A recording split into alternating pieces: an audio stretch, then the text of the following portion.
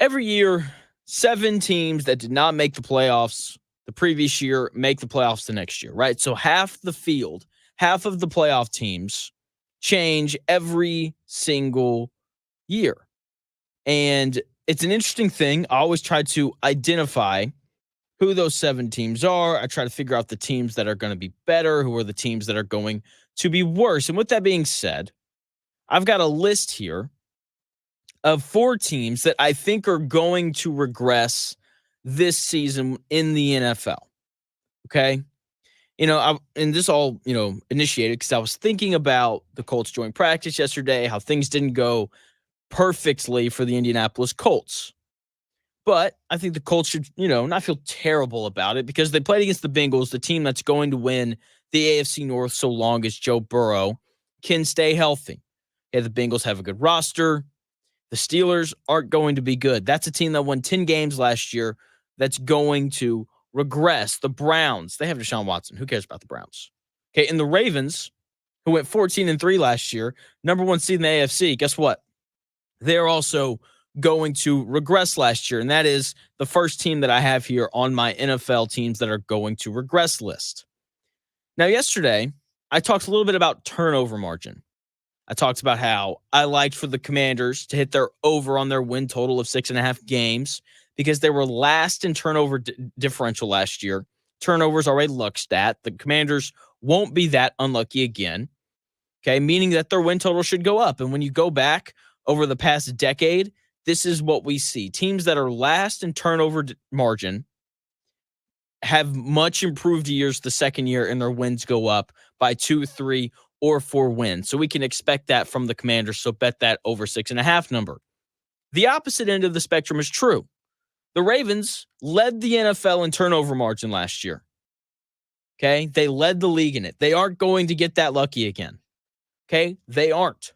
Teams aren't just going to give them turnovers at the same rate that they did last year. And so because of that, if you expect for this Ravens team to go 14-3, you're out of your mind. It's not going to happen.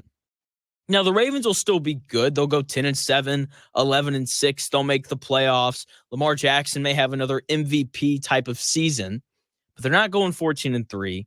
The AFC playoffs aren't running through Baltimore.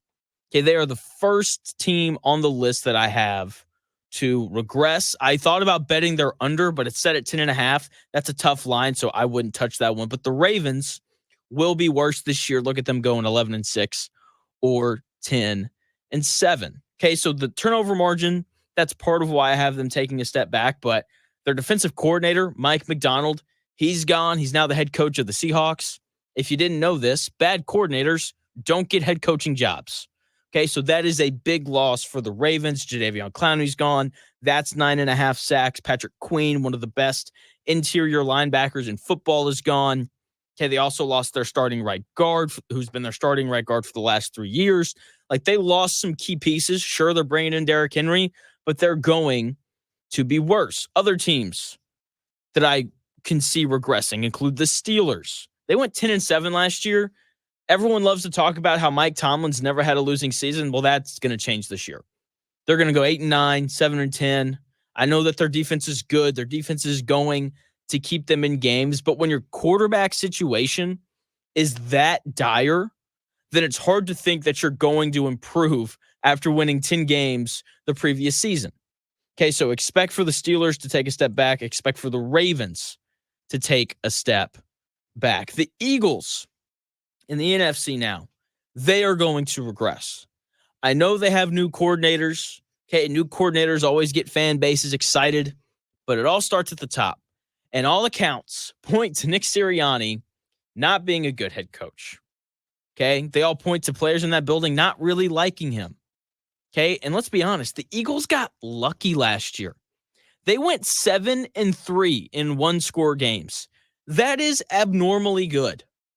Listen to this. The Eagles outscored their opposition by an average of 0.3 points per game. When you look at, their average points scored versus their average points allowed, the difference is 0.3. If we take the 73 teams from 1989 to 2022 that outscored the teams they played by an average between 0 and 1 points per game, and see how they performed. Only 11 of those teams produced double-digit win totals. Okay, and unsurprisingly, the teams that did that were 74-25 and one-score games that season. And also, unsurprisingly, they went 40-43 in those same contests the next following season. The Eagles aren't going to be that good in close games again. It's just not going to happen. When we look at their roster, sure, they bring in Saquon Barkley, but I just don't think that that's moving the needle enough for them to be any better. Okay, and also, they were really bad to finish the year last year. And then the last team on the list, I said this team wasn't going to make the playoffs. I'm standing by it. The San Francisco 49ers, they had incredibly good injury luck last season.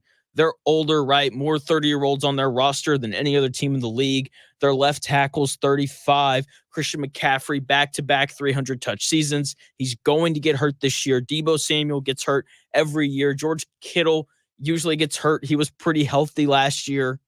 Okay, they are due for injuries, and that's going to cost them, not only to, have a bad season, but they aren't going to make the playoffs. Those are the four teams that I have regressing this year in the NFL: Ravens, Steelers, Eagles, and 49ers. That's it. Those are the four teams that are going to take a step back.